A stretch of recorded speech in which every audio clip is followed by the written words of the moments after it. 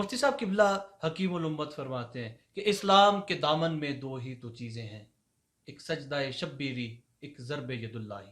میں چاہوں گا بیان فرمائیے محرکات حضرت مولا کائنات کرم اللہ تعالی وجہ الکریم کی شہادت کے کیا تھے؟ دیکھیں، حضرت مولا کائنات علی المرتضیٰ کرم اللہ تعالی وجہ الکریم جب آپ نے خلافت کو سنبھالا تو اس وقت شدید ملک کے اندر انتشار کی کیفیت تھی۔ یہ میں خاص بات اس کی طرف توجہ دلاؤں، جی کئی لوگ کہتے ہیں کہ دور حضرت علی میں انتشار شروع ہوا، ایسا نہیں ہے بھائی، آپ غور تو کریں واہ واہ، کہ حضرت خلیفہ ثالث سیدنا جامع القرآن والبیان بے شک، حضرت سیدنا عثمان بن عفان رضی اللہ تعالی عنہ، آپ کس بے دردی کے ساتھ آپ کو مدینے میں شہید کیا گیا کہ بلوائیوں کا اٹیک ہے ریاست کے ہیڈ کوارٹر پہ، جی بے شک، اور اس ہستی کو گھر میں محبوس کیے ہوئے 40 دنوں تک ان کو باہر نہیں نکلنے دے رہے، اللہ اکبر، محاصرے میں مدینہ شریف کی ریاست۔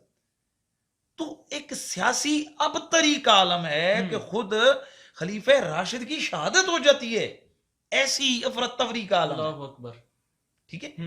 ایسے عالم میں حضرت علی مسند خلافت سنبھالتے ہیں،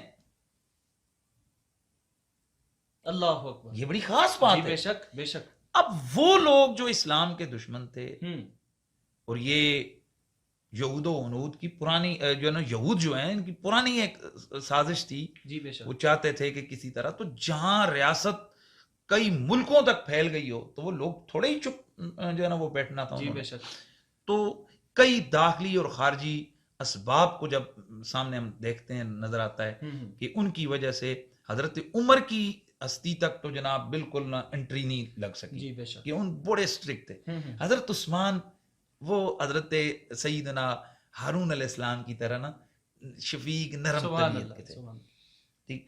اب ان باطل قوتوں نے پر پرزے پھیلائے، آہستہ آہستہ آہستہ آہستہ لوگوں کے اندر انہوں نے جناب، صحابہ کرام تو وہ ہستیاں تھیں نا جو تائید الہی جنہیں حاصل تھی، ٹھیک ہے۔ اب وہ تو ظاہر کل 1.25 صحابہ تھے، جی بے شک، تو ان 1.25 صحابہ میں سے کئی وصال فرما گئے، پھر کئی ملکوں تقسیم ہو گئے، جی بے شک، باقی جو لوگ تھے ان کے اندر جناب آہستہ آہستہ یہ چیزیں پنپنا شروع ہوئی جی اور بے آگے، شک، تو اس کے اثرات حضرت عثمان کی خلافت کے آخری اوائل جو نصری اواخر کے اندر جو جی نا جی وہ جی، سامنے ہے، جس پر وہ شہید ہوئے۔ اب ایسے میں حضرت علی مسند خلافت پر متمکن ہوئے، اس کے بعد حضرت مولا کائنات کرم اللہ تعالی وجہ الکریم سے وہ جو مطالبہ خون عثمان والا سامنے آیا، اور پھر اس پر جو دردناک قسم کی جنگوں کا منظر، وہ بھی ایک ظاہر تاریخی حقیقت ہے، وہ جب سامنے آئی تو اب اسی دوران ایک وہ لوگ کہ جن کا نعرہ اسلام کا تھا لیکن اصل میں وہ اسلام کی روح سے ناواقف تھے، جن کو خوارج کہا جاتا ہے، تو خوارج کی طرف سے انہوں نے جناب حضرت مولا کائنات مولا علی پاک کرم اللہ تعالیٰ وجہ الکریم کی ہستی کو جناب ہٹ کیا، تو سب سے جو پہلا سمجھے خودکش حملہ ہوا ہے نا، یہ حضرت علی کے خلاف ہوا ہے۔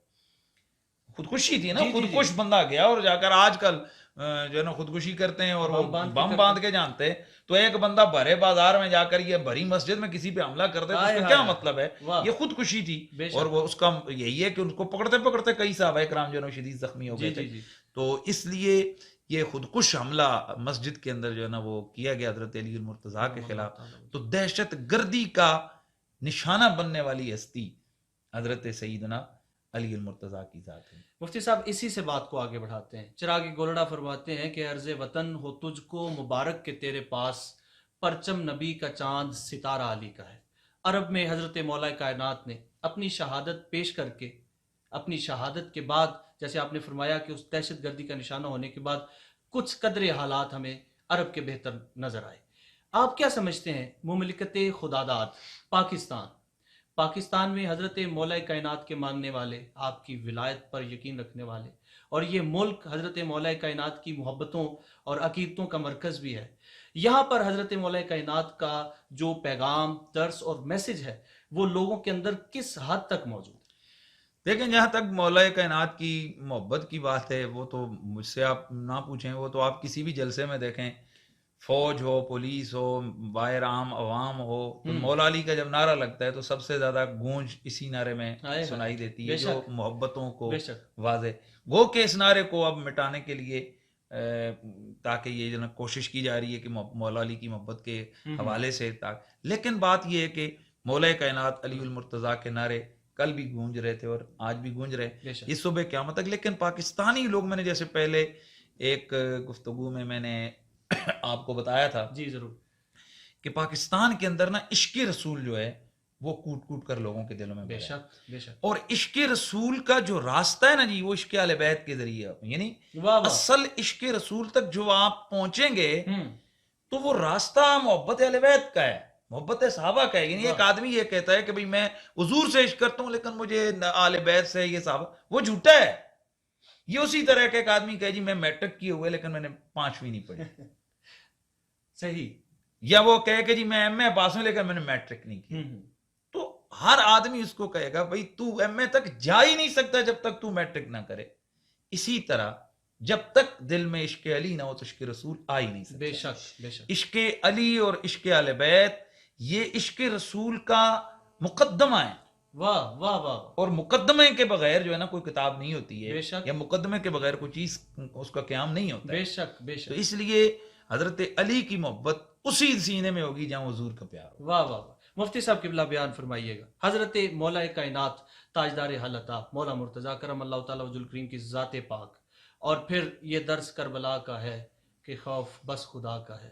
حضرت مولا کائنات کی تربیت اور آپ کے شہزادگان کا اسلام کو بچانا آج ہمیں کیا درس دے رہا ہے؟ دیکھیں آپ شہزادگان مولا مرتضیٰ اور یا ان کو شہزادگان رسول بھی کہہ دیں کہ امام حسنین کریمین رضوان اللہ تعالیٰ علیہما رضی اللہ تعالیٰ عنہما و علیہ السلام، آپ امام حسن کو دیکھیں کہ اس سیاسی ابتری کے حالات میں کہ جب قریب تھا کہ ہزاروں لاکھوں لوگوں کی جانیں چلی جائیں، تو اس عالم پہ ایک شخص کی جو فریق مخالف کے مقابلے میں علم میں، حسب میں، نسب میں، جی بے شک، درجے میں، بے شک، کمال میں، رتبے میں، ہر حوالے سے 1000 گنا افضل ہے. بے شک بے شک. دیکھیں نا، ایک طرف حضرت معاویہ رضی اللہ تعالیٰ عنہ ہے اور ایک طرف حضرت سیدنا امام حسن مجتبیٰ ہیں. جی بے شک. اس میں کوئی دوسری رائے نہیں ہے کہ حضرت امام حسن مجتبیٰ اور حضرت معاویہ کا آپس میں کوئی مقابلہ ہے ہی نہیں ہے. جی بے شک. یہ نبی کے کندھوں پہ سواریاں کرنے والے، سید زہرا کا خون، پھر یہ جناب آپ یوں کہتے ہیں کہ خلفائے راشدین میں سے ان کا شمار ہوتا ہے، یہ 5ویں خلیفہ راشد ہیں. جی بے شک. پھر اس کے بعد جو ان کا حضور کی قربت کا، خاندان کا اور علم کا وہ جو مقام ہے، وہ حضرت معاویہ رضی اللہ تعالیٰ عنہ کو تو نہیں ہے نا. جی بے شک. اب سیدھی سی ایک بات ہے کہ آپ کو نظر آ رہا ہے کہ یار اس چیز میں حق پر ہوں، میرا یہ حق ہے اور میں دوسرے بندے سے زیادہ اس چیز کا حقدار ہوں. اس کے باوجود آپ امت کے لیے، آپ امن کے لیے، آپ خدا کے رسول کے دین کی عظمت کے لیے اپنا وہ حق قربان کر دیں، تو میں سمجھتا ہوں اس سے بڑا اسلام کی کوئی اور خدمت نہیں. بے شک. دیکھیں آج صدیاں بیت گئیں، بلکہ اس پر تمام مسلمانوں کا اتفاق اور اجتماع ہے. وہ کوئی نالائق ہوگا جو اس قسم کی بات کرے گا کہ حضرت سیدنا امام حسن مجتبیٰ جو ہے نا وہ ہر اعتبار اور جہت سے افضل اور اعلیٰ تھے حضرت معاویہ رضی اللہ تعالیٰ عنہ سے. لیکن انہوں نے اپنا حق قربان کر دیا. اس کا مطلب یہ ہے کہ رسول اللہ کے خاندان کی جو اصل ٹارگٹ ہے نا وہ دین کی سربلندی. واہ واہ واہ. بے شک. پھر آپ حضرت امام حسین علیہ السلام کو دیکھیں جی جی کہ اپنے نانے کے دین کے ساتھ کمٹمنٹ کی، جب دین کا حلیہ بگڑ رہا ہے، محرمات کے ساتھ رشتوں کی دھجیاں اڑائی جا رہی ہیں، آیتوں کا جناب اس تمسخر اڑایا جا رہا ہے، شراب عام پی جا رہی ہے. ٹھیک ہے، ایک ہوتے انڈیویجلی کوئی چیز یاد رکھیے، ایک ہوتے ریاستی حوالے سے. اب ریاستی حوالے سے یہ عالم ہے کہ یزید لعین مردود شراب کے نشے میں آئے اور شعر لکھ رہا ہے کہ اگر دین عیسیٰ کے اندر آرام، دین محمد میں آرام ہے تو کیا ہوا، دین عیسیٰ میں تو حلال ہے. جب شریعت قریب ہے کہ اس کا گلا گھٹ جائے، اب یہاں نواسہ رسول کھڑا ہوتا ہے اور شہزادہ مولا مرتضی حضرت سبحان امام اللہ، حسین علیہ السلام، سبحان اور اللہ، اس سبحان اللہ. گرتی ہوئی شریعت کی وہ جو ساکھ تھی یا اس کی حیثیت تھی، اس کو کیا کرتے ہیں، بچا دیتے ہیں. سبحان اللہ.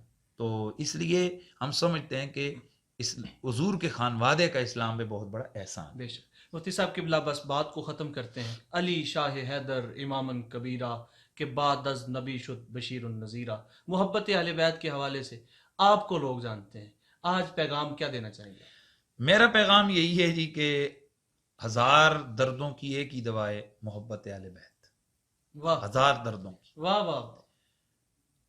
حضور کی اہل بیت کی محبت کا درد جس سینے میں آ گیا، میں سمجھتا ہوں وہ سینہ خزانے سے بھر گیا. بے شک بے شک. سادات کی خدمت کریں. بڑوں کے ادب تک بندہ تب پہنچتا ہے جب چھوٹوں کا ادب آتا ہے. تو چھوٹوں کا ادب یعنی سادات سے شروع کریں، تو انشاءاللہ اللہ تعالیٰ آپ کو آل بیت اطہار کی محبت کی بھیک اور خیرات عطا فرمائے. اور سادات کا ادب اور احترام یہ یقیناً جو ہے نا وہ حضور کی وجہ سے ہم کرتے ہیں. بے شک. تو میرا یہی پیغام ہے کہ اس رمضان المبارک کی ساعتوں میں دیکھیں کئی غربا بیوہ سادات ہیں، کئی غریب سید ہیں. آپ حتی الامکان حتی الوسع آپ ان کے ساتھ ضرور تعاون فرمائیں. کئی ایسے بیوہ ہیں جن کے بچے بھوکے سوتے ہیں، یقین کیجئے حضور بڑا خوش ہوں گے، بے شک. بی بی پاک بڑی خوش ہوں گی، اور سیدہ کائنات جس سے خوش ہو جائیں اللہ اس سے یقیناً خوش ہوتا ہے.